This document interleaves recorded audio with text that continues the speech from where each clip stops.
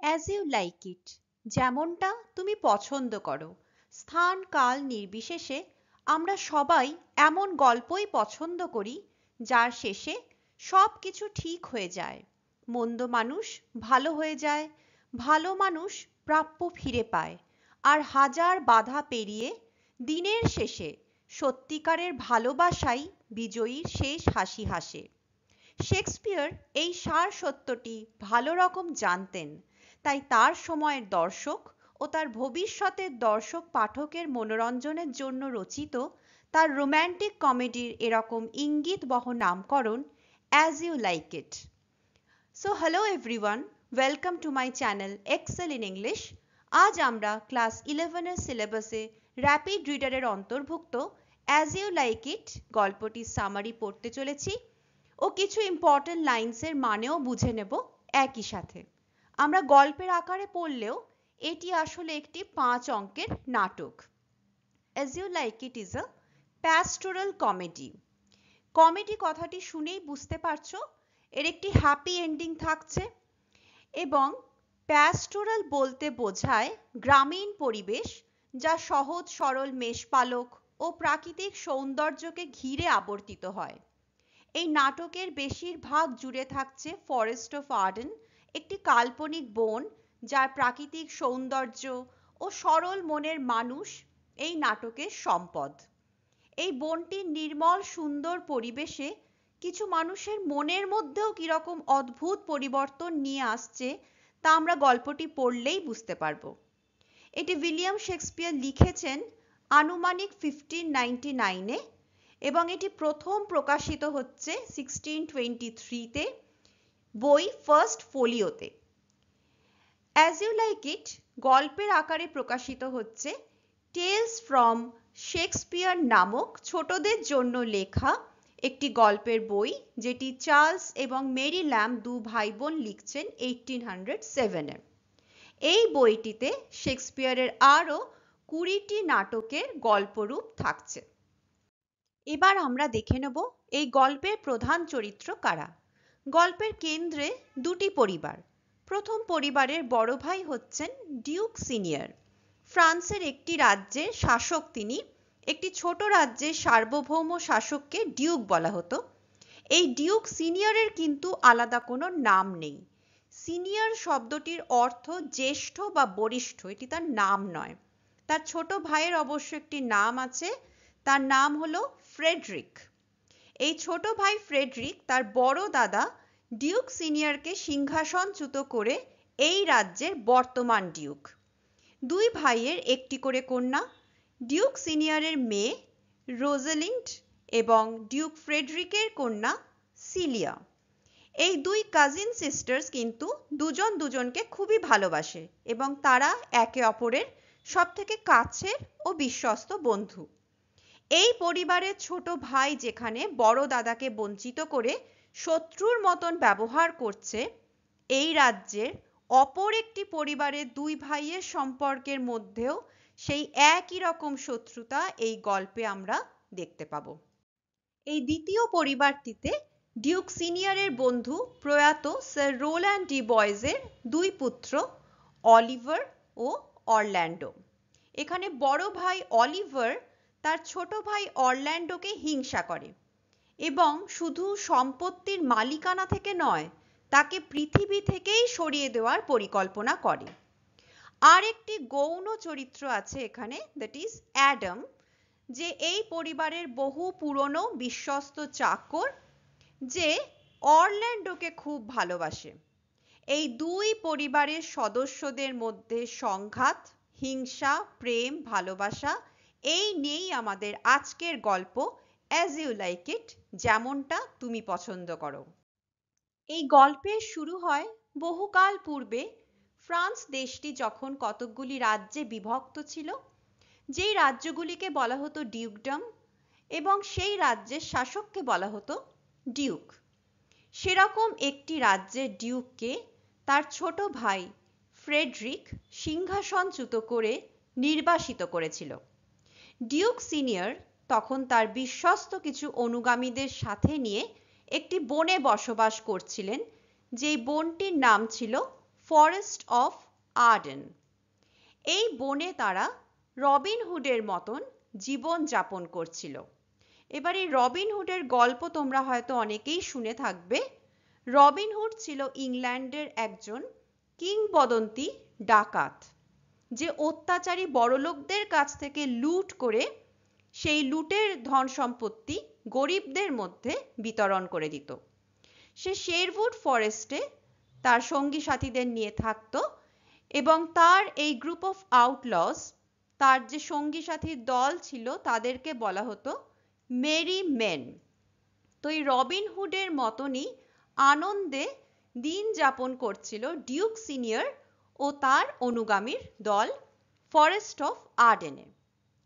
কিন্তু শীতকালে যখন ঠান্ডা হাওয়া বয়ে যেত, তখন ডিউক সিনিয়র কষ্ট পেতেন বটে, তবে তিনি এও বলতেন, "These chilling winds which blow upon my body", এই যে শীতল হাওয়া যা আমার শরীরের উপর দিয়ে বয়ে যাচ্ছে, আর ট্রু কাউন্সেলার্স, এরাই হলো প্রকৃত পরামর্শদাতা, সত্যিকারের উপদেষ্টা। They do not flatter, কারণ এরা ফ্ল্যাটারি অর্থাৎ স্তাবকতা করে না, but represent truly to my condition, বরং সঠিকভাবে আমায় আমার নিজের অবস্থাটা জানান দেয়। And though they bite sharply, এবং যদিও এই শীতল হাওয়া খুব তীক্ষ্ণভাবে দংশন করে, their tooth is nothing like as keen as unkindness and ingratitude, তবুও তাদের এই দাঁত অতটাও তীক্ষ্ণ নয় যতটা তীক্ষ্ণ মানুষের নির্দয়তা ও তাদের অকৃতজ্ঞতা। এভাবেই ঠিক যেমন বিষাক্ত ব্যাঙের থেকেও ওষুধ সংগ্রহ করা হয়, তেমনি ডিউক সিনিয়রও প্রকৃতির কাছ থেকে শিক্ষা গ্রহণ করতেন আর মনে করতেন যে মানুষের জীবনে প্রতিকূল পরিস্থিতিরও কিছু উপযোগিতা আছে। নির্বাসিত ডিউক সিনিয়রের কন্যা রোজালিন্ডকে কিন্তু তার বাবার সাথে নির্বাসনে পাঠিয়ে দেওয়া হয়নি, বরং ডিউক ফ্রেডরিকের কন্যা সিলিয়ার সাথী হয়ে তাকে প্রাসাদেই থেকে যাওয়ার অনুমতি দেওয়া হয়েছিল। রোজালিন্ড যখনই বাবার কথা মনে করে কষ্ট পেত, তখনই সিলিয়া তাকে সান্ত্বনা দিত, তার মন ভালো করার চেষ্টা করত। এরকমই একদিন রোজালিন্ড ও সিলিয়া দূতের মুখে শুনল যে প্রাসাদে একটি রেসলিং ম্যাচ অর্থাৎ মল্লযুদ্ধ হবে, এবং দুই বোন সেটি দেখতে গেল। এই মল্লযুদ্ধেই ভাগ নিতে এসেছিল অরল্যান্ডো, সেই স্যার রোল্যান্ড ডি বয়েসের ছোট ছেলে। এই নিরীহ ছেলেটি হয়তো প্রাসাদের সুদক্ষ অভিজ্ঞ যোদ্ধার হাতে মারা পড়তে পারে, এই রকম আশঙ্কা করে ডিউক ফ্রেডরিক রোজালিন্ড ও সিলিয়াকে বলল তারা যেন কোনোভাবে অরল্যান্ডোকে এই অসম লড়াই থেকে বিরত করে। বিরত তো দূর, দুই বোনের মিষ্টি কথায় অরল্যান্ডো আরো অনুপ্রাণিত হয়ে এমন যুদ্ধ করল, সবাইকে অবাক করে দিয়ে সে বিপক্ষের যোদ্ধাকে এমন পরাজিত করল যে সেই যোদ্ধা কিছুক্ষণের জন্য কথাও বলতে পারল না। প্রথমে এই নবীন বীর যোদ্ধার প্রতি ডিউক ফ্রেডরিক সন্তুষ্ট হলেও পরে যখন জানতে পারলেন সে কার ছেলে, তখন কিন্তু বুঝিয়ে দিলেন যে ডিউক ফ্রেডরিকের সভায় অরল্যান্ডো অবাঞ্ছিত, কারণ তার বাবা ডিউক সিনিয়রের বন্ধু স্যার রোল্যান্ড ডি বয়েস। রোজালিন্ড কিন্তু অরল্যান্ডোর এই পিতৃপরিচয় জেনে খুব খুশি হল এবং তার বীরত্ব এবং তার জয়ের উপহার স্বরূপ নিজের গলার হার খুলে তাকে উপহার দিল। অরল্যান্ডোর পিতৃপরিচয়ের সূত্রে নির্বাসিত ডিউকের প্রসঙ্গ আসায় ডিউক ফ্রেডরিক খুবই রুষ্ট হলেন এবং সম্প্রতি তিনি এও লক্ষ্য করছিলেন যে রোজালিন্ডকে রাজ্যের মানুষ তার গুণের জন্য প্রশংসা করছে এবং তার নির্বাসিত পিতার জন্য সহানুভূতিও দেখাচ্ছে, ফলে সিলিয়া বেশি প্রাধান্য পাচ্ছে না। তাই রাগে এবার ডিউক ফ্রেডরিক রোজালিন্ডকে নির্বাসিত করলেন। সিলিয়া নিজের বাবার মত পরিবর্তন করতে পারল না ঠিকই, তবে রোজালিন্ডের পাশ থেকেও কিন্তু এই দুঃসময় সরে গেল না। তারা দুজনেই ফরেস্ট অফ আর্ডেনে যাওয়ার সিদ্ধান্ত নিল এবং পথে যাতে বিপদে না পড়তে হয় তাই ছদ্মবেশে যাওয়া স্থির করল। রোজালিন যেহেতু সিলিয়ার থেকে লম্বা ছিল তাই সে পুরুষের বেশ নিল। তার নাম হলো গ্যানিমিড। আর সিলিয়া একটি গ্রাম্য মেয়ের মতন ছদ্মবেশ নিল। তার নতুন নাম হলো এলিয়েনা। আর্ডেনের বনে পৌঁছে তারা এক মেষপালকের বাড়ি কিনে সেখানে সাধারণ মেষপালক এবং মেষপালিকার মতন দিন কাটাতে লাগলো। তবে মাঝে মাঝেই কিন্তু রোজালিন্ডের অরল্যান্ডোর কথা মনে পড়ত এবং তারপর অদ্ভুতভাবে জানা গেল অরল্যান্ডো এই বনেই বসবাস করছে। অরল্যান্ডোর বাবা স্যার রোল্যান্ড বয়েস যখন মারা যান তখন অরল্যান্ডোকে প্রতিপালনের দায়িত্ব তিনি তার বড় ছেলে অলিভারকে দিয়ে যান।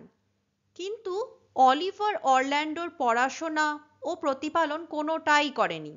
তাও দাদার সাহায্য স্নেহ ছাড়াই অরল্যান্ডো যখন ব্যক্তিত্ব সম্পন্ন হয়ে বেড়ে উঠল, মল্লযুদ্ধেও বিজয়ী হলো, তখন হিংসায় রাগে অলিভার অরল্যান্ডোকে পুড়িয়ে মারার চক্রান্ত করল।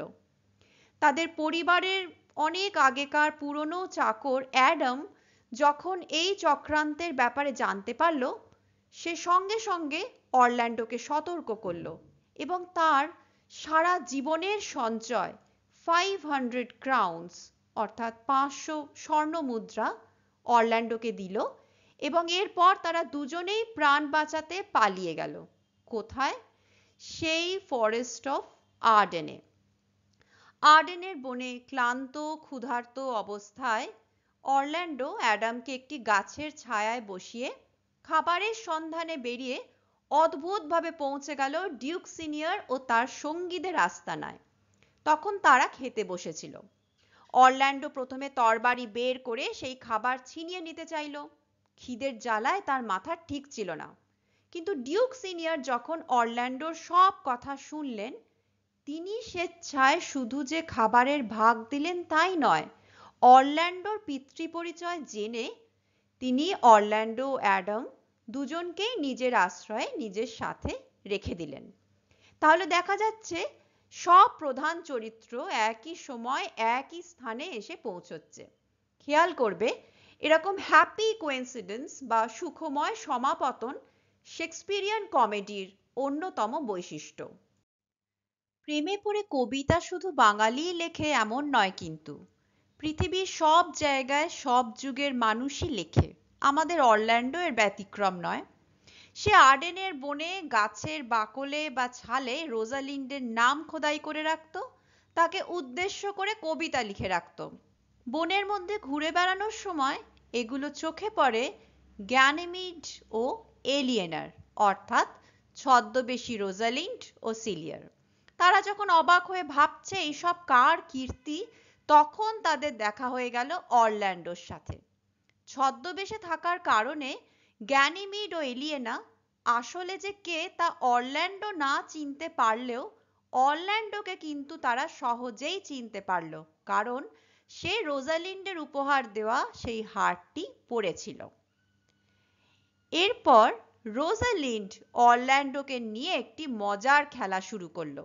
সে অরল্যান্ডোকে বলল এভাবে নাম খোদাই করে কবিতা লিখে গাছ নষ্ট না করে তার একটু বিশেষ শিক্ষার দরকার। কিরকম সেই লেসন বা শিক্ষা? গ্যানিমিড অর্থাৎ পুরুষ বেশি রোজালিন্ড এখানে অরল্যান্ডোর প্রেমিকার অভিনয় করবে এবং অরল্যান্ডোকে তার প্রকৃত প্রেমিক হিসাবে প্রেম নিবেদন করতে হবে। গ্যানিমিড এভাবে অরল্যান্ডোকে শিক্ষা দেবে একজন নারী কিরকম কৌতুক কৌশল ও খামখেয়ালিপনা করতে পারে, যার ফলে অরল্যান্ডোর এই প্রেমের রোগও সেরে যাবে। এরপর পুরো দমে শিক্ষাদান তো শুরু হলো। তবে অরল্যান্ডোর রোগ ভালো হওয়ার কোনো লক্ষণ দেখা গেল না, বরং অরল্যান্ডো তাকে কত গভীরভাবে ভালোবাসে তা জানতে পেরে রোজালিন্ড কিন্তু দারুণ তৃপ্ত ও খুশি হলো। এরকম একদিন অরল্যান্ডো তার প্রেমের রোগ সারানোর পাঠ নিতে গ্যানিমিড ও এলিয়েনার কুটিরের দিকে যেতে গিয়ে দেখল পথে একটি ঘুমন্ত মানুষের গলায় পেঁচিয়ে ধরে রয়েছে একটি সাপ। অরল্যান্ডো এগিয়ে যেতেই অবশ্য তার পায়ের আওয়াজে সাপটা পালিয়ে গেল। আরো কাছে গিয়ে অরল্যান্ডো লক্ষ্য করল ঝোপের মধ্যে থেকে একটি সিংহী এই লোকটির জেগে ওঠার অপেক্ষায় ওঁত পেতে বসে রয়েছে, কারণ ঘুমন্ত মানুষকে তারা খায় না। এবার অরল্যান্ডো খেয়াল করলো লোকটি অলিভার, তার সেই দাদা যে তাকে মেরে ফেলতে চেয়েছিল। নাও লাইক আ ট্রু হিরো, সে নিজের প্রাণের ঝুঁকি নিয়ে অলিভারের প্রাণ বাঁচাতে সেই সিংহীর সাথে যুদ্ধ করলো। তবে দাদাকে রক্ষা করতে গিয়ে তার নিজের হাতটা খুব বাজেভাবে জখম হলো। এরপর অনুতপ্ত অলিভার অরল্যান্ডোর কাছে ক্ষমা চাইলে অরল্যান্ডো তাকে ক্ষমা করে বলল সে যেন গ্যানিমিডের কাছে এই খবরটা পৌঁছে দেয় যে আজকের লেসনের জন্য অরল্যান্ডো তার বাড়িতে যেতে পারবে না। অলিভার সেই মতন গ্যানিমিড ও এলিয়েনার কুটিরে পৌঁছে নিজের সব অপকর্মের কথা প্রকাশ করল। এই সময় তার অপরাধ বোধের জন্য তার কষ্ট আর অনুশোচনা দেখে এলিয়েনা অর্থাৎ সিলিয়া তাকে ভালোবেসে ফেলল। নারীর কোমল হৃদয় সহজেই বিগলিত হয়, তাই না? এলিয়েনার করুণা ও সহানুভূতি দেখে অলিভারও তার প্রেমে পড়ে গেল। এরা দুজনে একে অপরের প্রেমে পড়লেও সেই সময় গ্যানিমিড বেচারা অর্থাৎ রোজালিন্ড অরল্যান্ডোর আহত হবার খবর শুনে মূর্ছা গেল। অলিভার এটা দেখে স্বাভাবিকভাবেই খুব অবাক হলো। তখন তাকে গ্যানিমিড এটি বোঝানোর চেষ্টা করলো যে সে আসলে রোজালিন্ড হবার অভিনয় করছিল। এরপর অরল্যান্ডোর কাছে ফিরে এসে অলিভার যা ঘটেছে সব বিস্তারিত বলল এবং অবশ্যই তার নিজের প্রেমে পড়ার কথাও বাদ গেল না। অরল্যান্ডো এবার প্রস্তাব দিল যে অলিভার ও এলিয়েনা পরের দিনই যেন বিয়ে করে নেয়। সেই মতন অলিভার আলোচনা করতে এলিয়েনার কাছে গেলে সেই সময় গ্যানিমিড অরল্যান্ডোর সাথে দেখা করতে এলো। অরল্যান্ডো তখন তার মনের গোপন ইচ্ছার কথা গ্যানিমিডকে প্রকাশ করে বলল যে দাদার বিয়ের দিনে সেও যদি রোজালিন্ডকে বিয়ে করতে পারত।